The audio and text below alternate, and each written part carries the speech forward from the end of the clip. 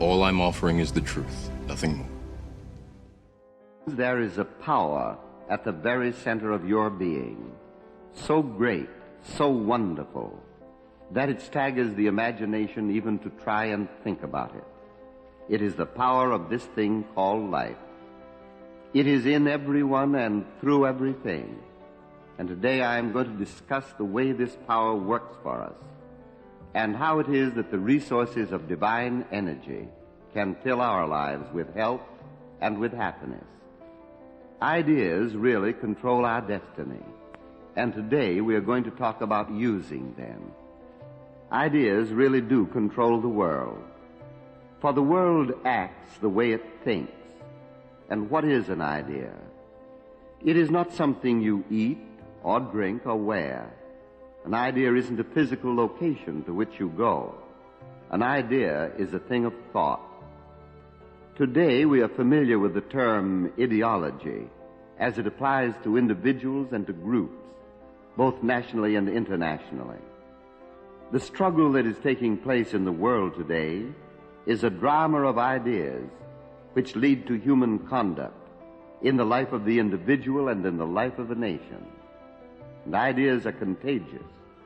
They start in the minds of individuals and groups and gradually spread until the whole world is influenced by them. For instance, Jesus had the idea that God is right where you are, that there is a law of good available to you wherever you may be.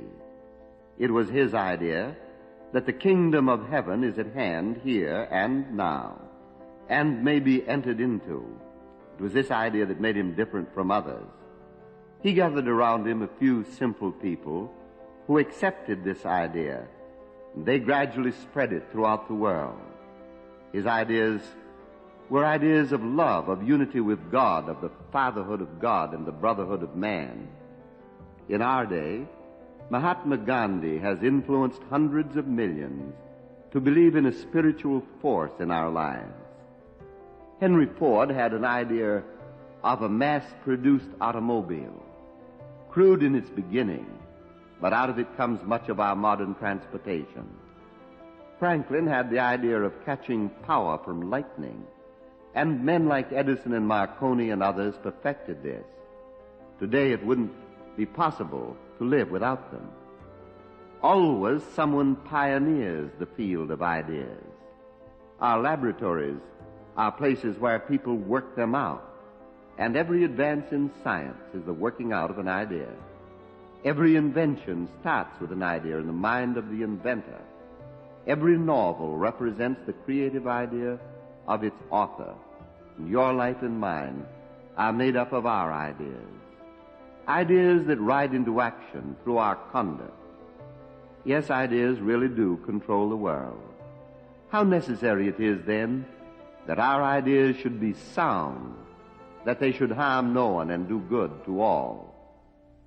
Now, just where do all these ideas come from? We say they come out of the mind, or they come through our thinking.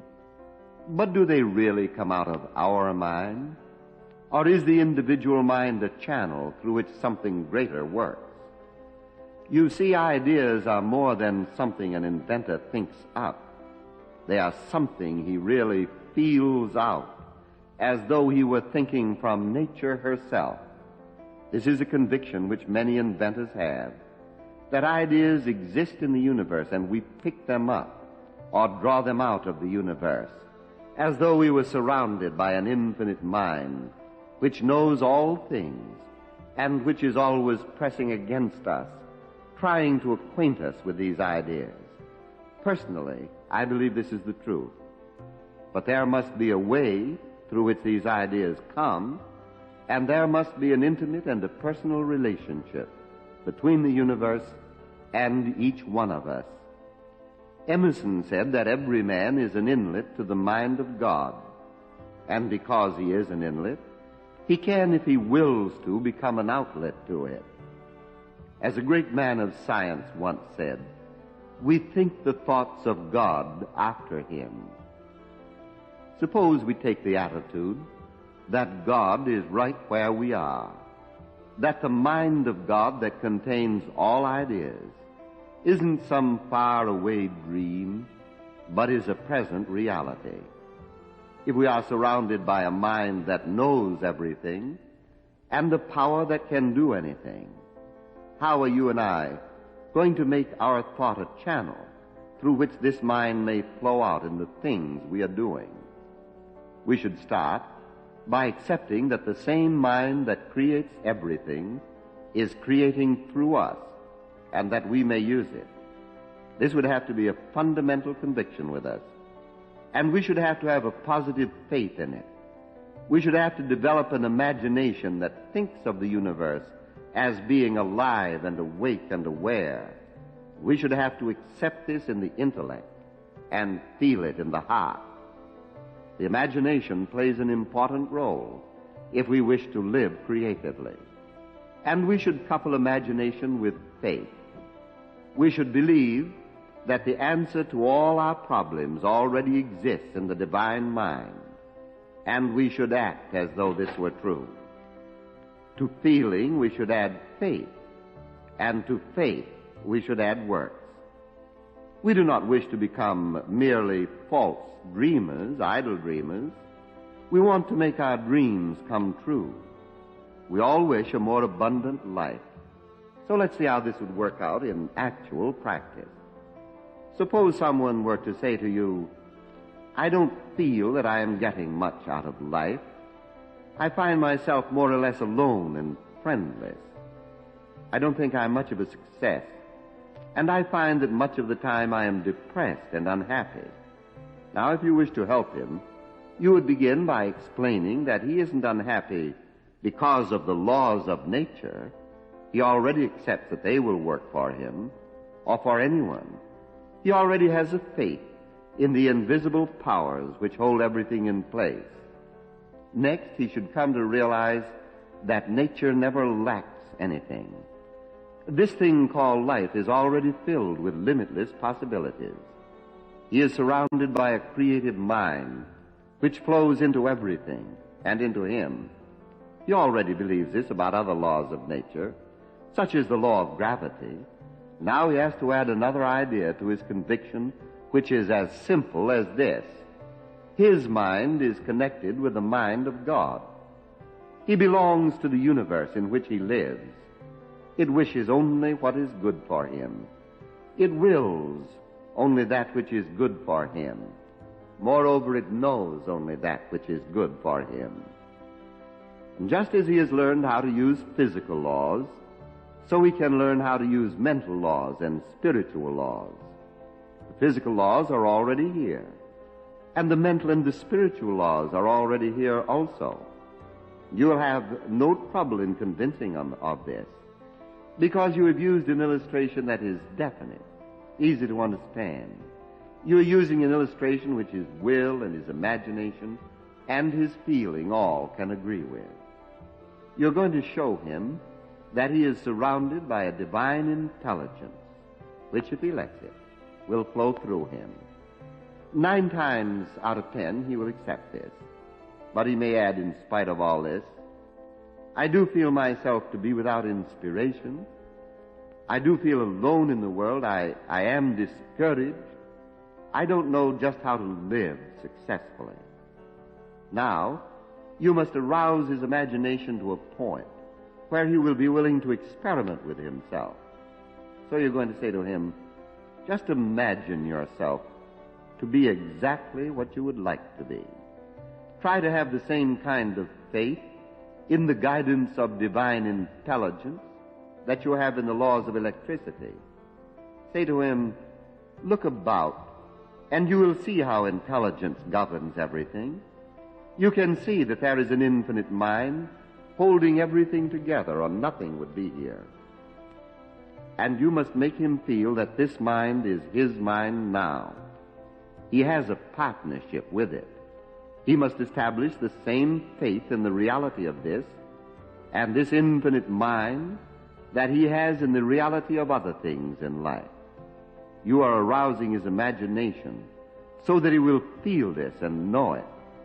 And now you must arouse his will so that he will act upon it. Instead of thinking of himself as poor and weak and unhappy and forlorn, he is going to imagine himself to be successful and happy, strong, radiant, and alive. You must arouse his imagination to the acceptance of a power greater than he is, just as all forces in nature are greater than he is. There are mental and spiritual powers, and he is going to use them just as he would use other powers in nature. You will have to convince him that belief and faith act like a law. They are laws, and they follow rules of their own, just as definite as other laws. You're going to show him how to use his imagination and feeling to play a new role in life. He is going to set up an ideal for himself and mentally identify himself with it. And when thoughts come to him that deny this, you are going to show him that if one kind of thought produces a certain effect, the opposite thought will produce an opposite effect. You must teach him to have patience within himself, as though some inner guidance within him takes him by the hand and lifts him up when he falls, as though some wise counselor within him says, "This is the right road to follow." He will have to have patience within himself and gently, though persistently, acquire the habit of controlling his thinking. I venture to say if you do this, and he follows the few simple rules you have laid down, and you help him over the rough spots, it will not be long before there will be enough proof of the truth of what you are saying to build up that great hope within him, which is necessary to all achievement, to build up an expectancy which has learned how to believe in a power greater than he is and how to use it. And whether you are doing this for you, your own self, helping someone else, you will find it the most exciting and interesting thing in your life. And in helping someone else, you will discover a new possibility and a great truth, that we are made both to live and to give. Now, Dr. Holmes brings you his meditation for today. Let us take as our thought for our meditation and prayer today, "The Lord is my shepherd. He restoreth my soul." Feeling that we are one with the divine presence, we now seek to enter into conscious communion with it. For this is affirmative prayer, and this is spiritual meditation.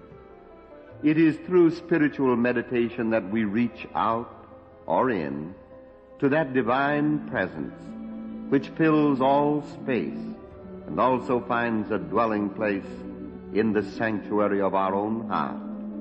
Let us then shut everything out of the mind for a few moments as we listen confidently and quietly. "The Lord is my shepherd. He restoreth my soul." Believing that God is everywhere and knowing that the divine life can restore my soul, I now affirm and deeply accept divine guidance. I believe that I am sustained by an infinite power, guided by an infinite intelligence, and guarded by an infinite love. I feel this presence in, around, and through me, and through all people. And I now say to my own mind, "You are being directed. There is a power greater than you are upon which you may rely. You are relying on this power, and you are letting this intelligence govern and guide you. You are fully aware of divine love and protection, and my mind is accepting this as the great truth in my life. Therefore I lay aside every doubt, every fear, and enter gladly into a newness of life. I do believe that the Lord is my shepherd. I do believe that he restoreth my soul."